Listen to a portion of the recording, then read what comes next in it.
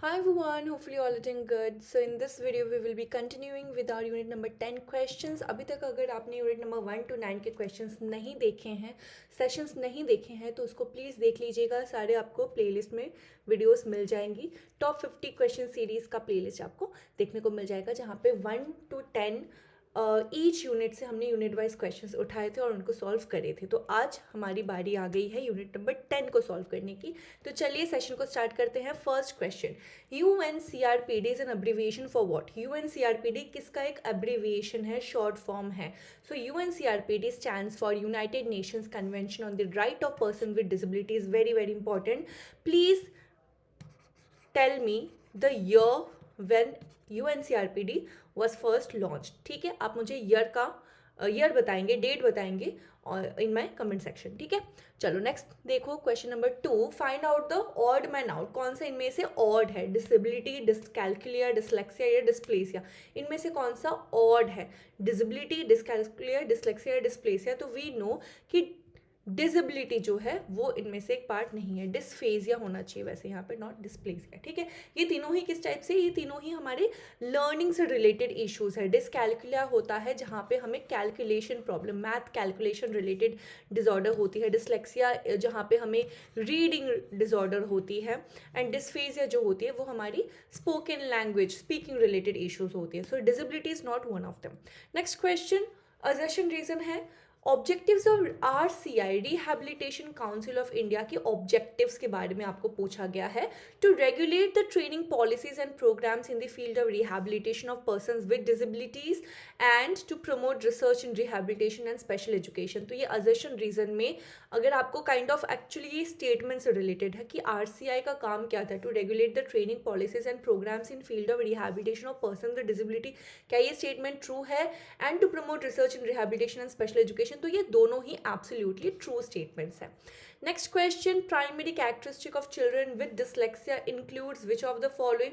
सो इनमें से जो प्राइमरी कैरेक्टरिस्टिक होती है ऐसे बच्चों की जो डिसलेक्सिया से ग्रसित है, अटेंशन डिफिसिट डिसऑर्डर होते हैं? नहीं, ये तो ADHD वाले बच्चों में पाया जाता है. Divergent thinking, fluency in reading? नहीं, ये होती है क्रिएटिविटी.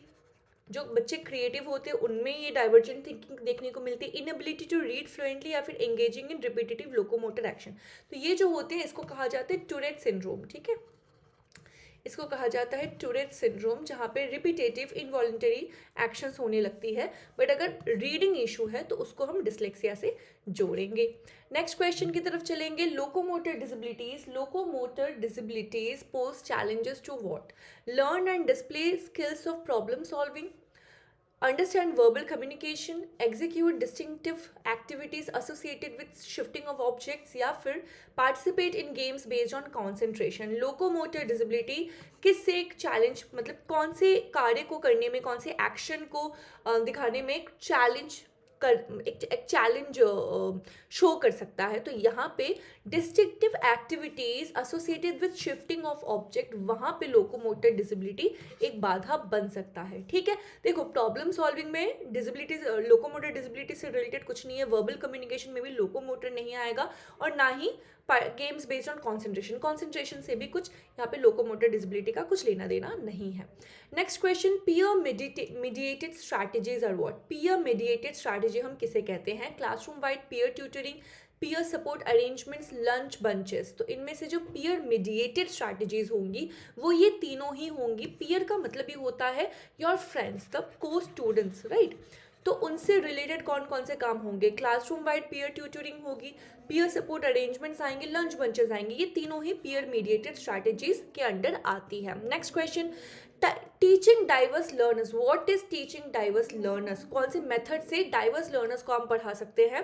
सो मोर इंक्लूसिव मेथड्स के द्वारा, जनरल मेथड के द्वारा, लर्नर सेंटर्ड मेथड या फिर टीचर सेंटर्ड मेथड. तो डाइवर्स लर्नर्स यहाँ पे नीड पूरा कर सकता है इंक्लूसिव मेथड, जहाँ पे अलग अलग बच्चों की नीड के अनुसार, अलग अलग बच्चों की एबिलिटी के अनुसार हम बच्चे को अलग अलग मेथड से पढ़ा सकते हैं, सिखा सकते हैं. Next question, effective teaching strategies for accommodating diverse learner क्या है? Universal design for learning, translation, method of teaching, individualised methods of teaching या फिर प्रोग्राम लर्निंग.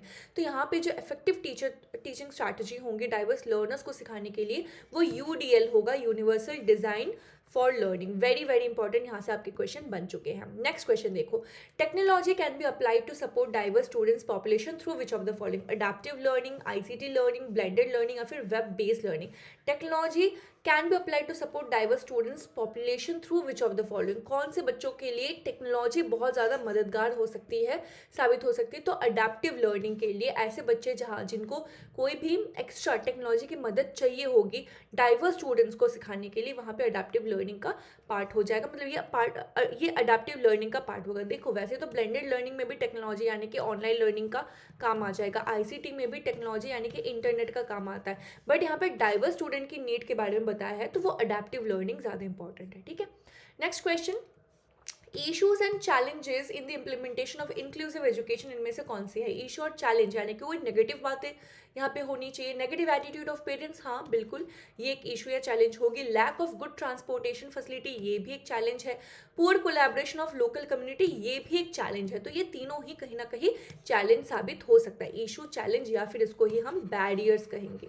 ठीक है, इसी को हम बैरियर्स का नाम दे सकते हैं। Next question, put the following laws in chronological order, कौन से डेट पे आया था ये आपको बताना है। ये मैं आपको होमवर्क देती हूँ, आप मुझे ढूंढ के बताएंगे। ये सेम क्वेश्चन आपका रिपीट हो रखा है इस बार के यूजीसी नेट के टाइम के एग्जाम में, तो बिल्कुल ये क्वेश्चन बहुत ज़्यादा इंपॉर्टेंट यहाँ से आपको फिर से बनेगा। ठीक है, तो ये मैंने आपको होमवर्क दिया है, आप ढूंढ के पता लगाओगे कि सैलामेंका डिक्लेरेशन कब आया था, बिकावो मिलेनियम फ्रेमवर्क कब आया था, UN declaration on the Right of person with disability कब आया था, ये सारी चीज़ें आप मुझे बताएंगे। ठीक है, next, the theme of International Day of person with Disability 2023 इनमें से कौन सी थी? तो International Day of person with Disability 2023 की जो थीम थी वो था united in action to rescue and achieve the SDGs for with and by the person with disabilities. ठीक है, बहुत इंपॉर्टेंट है, थीम्स को ध्यान में रखना है। IQ of the slow learner, slow learner की आईक्यू रेंज क्या होती है? तो स्लो लर्नर की आईक्यू रेंज आती है 70 to 90 के बीच। ठीक है,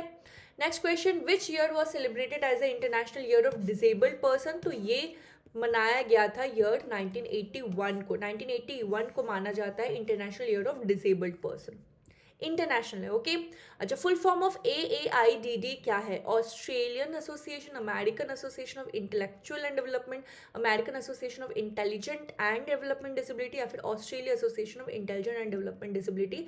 तो AAIDD का फुल फॉर्म है American association of intellectual and development disabilities. Okay, next, dash is a separate classroom for students with special need, इनमें से कौन सी सेपरेट क्लासरूम की बात बताई है? इंक्लूजन, सेग्रीगेशन, एक्सक्लूजन या इंटीग्रेटेड? तो सेपरेट क्लासरूम की जहाँ ज़रूरत होती है उसको हम सेग्रीगेशन कहेंगे, जो कि बिल्कुल इंक्लूजन के ऑपोजिट जाता है। Next question, dash is a government of India's flagship program for achievement of universalization of elementary education in a time bound manner, इनमें से कौन सा बताया है? UEE, universalisation of elementary education के लिए गवर्नमेंट की फ्लैगशिप प्रोग्राम थी, तो ये आई थी 2001 के अराउंड, 2001 के अराउंड, जो हमारी सर्व शिक्षा अभियान थी जिसमें 10 ईयर्स का टाइम लिमिट दिया गया था इस UEE को अचीव करने के लिए। 6 to 14 ईयर्स के सारे बच्चों को फ्री एंड कंपल्सरी एजुकेशन प्राप्त हो। Next, which of the following institutes control the special education courses and training programmes? RCI, MCI, NCTE या फिर SECI? तो यहाँ पे जो स्पेशल एजुकेशन कोर्स और ट्रेनिंग प्रोग्राम को कंट्रोल करता है वो करता है rehabilitation council of India, RCI। आप मुझे बताओगे कि ये कौन से ईयर में लॉन्च या इस्टेब्लिश की गई थी? RCI इंडिया में कौन से ईयर में लॉन्च की गई थी, आप मुझे बताएंगे। ठीक है, next question, education of all in school for all could be tagline for which of the following? Education of all in school for all, तो देखो ये स्पेशल एजुकेशन तो हो नहीं सकता है, ठीक है, ना ही कोहेसिव होगा। यहाँ पे education of all in school for all, तो ये हमारी इंक्लूसिव एजुकेशन का ही एक टैगलाइन बन सकता है। बहुत अच्छा। लास्ट क्वेश्चन आज का, errors of learners often indicate what? Learner की जो एरर है वो क्या दर्शाता है, how they learn, social barrier, need for mechanical drill या फिर लर्निंग डिसेबिलिटी। अगर बच्चे की कोई एरर हो रही है, शायद बच्चे को क्या है, मैकेनिकल ड्रिल की नीड है, यानी कि बच्चे को मैकेनिकल ड्रिल का मतलब ही होता है प्रैक्टिस करवाना। ज़रूरी नहीं है कि बच्चे में अगर कोई एरर आ रहा है तो बच्चे को हम लोग लर्निंग डिसेबिलिटी बोल देंगे, नहीं, डिसेबिलिटी हम पहले नहीं बोलेंगे। डिसेबिलिटी तभी हम बोलेंगे जब बच्चे को हम डायग्नोज करेंगे उस डिसेबिलिटी के साथ। Without diagnosis we can not label a child as a disabled person, ठीक है। बच्चे को प्रैक्टिस करवाओ ताकि बच्चे की जो गलती है उसमें सुधार आए। अगर नहीं आ रही है विद रिपीटेड ड्रिल तो शायद बच्चे में डिसेबिलिटी हम डायग्नोज कर सकते हैं, but without diagnosis we can not label anybody anything. Okay, so practice यहाँ पे बहुत नीड है।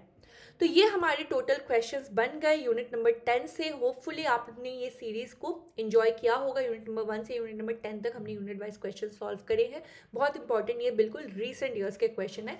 इसके अलावा मैं बताना चाहती हूँ कि मेरा जो नया टारगेट बैच कोर्स है वो अभी लाइव है, ठीक है। टारगेट बैच है 6 मंथ का कोर्स आपके जून 2025 के लिए। और इसकी क्या खास बात है, इसकी खास बात ये है कि जो मेरे ऐसे स्टूडेंट हैं जिनको इंग्लिश में ही नोट्स चाहिए, साथ ही साथ लेक्चर्स चाहिए, नोट्स प्लस लेक्चर्स, वो इस टारगेट बैच का लाभ उठा सकते हो। और ऐसे बच्चे जो बाइलिंगुअल पढ़ना चाहते हैं वो परीक्षा बैच को देख सकते हैं या फिर सक्षम बैच को भी देख सकते हैं। वहाँ पे आपको सेम ही चीज़ मिल जाएंगी, ठीक है, बट बाइलिंगुअल, हिंदी और इंग्लिश दोनों में। Okay, hopefully you enjoyed the session as much as I did. And ऐसे और सेशंस के लिए चैनल को सब्सक्राइब कर लो और आप मुझे टेलीग्राम पे ज्वाइन कर सकते हैं। मेरा टेलीग्राम आईडी है संचिता दत्ता चैनल, लिंक आपको डिस्क्रिप्शन में मिल जाएगा और आप वहाँ पे मुझे पर्सनली मैसेज कर सकते हैं, ठीक है। So thank you so much everyone, bye, take care and all the very best. मिलते हैं बहुत जल्द हमारे नेक्स्ट सेशन के साथ।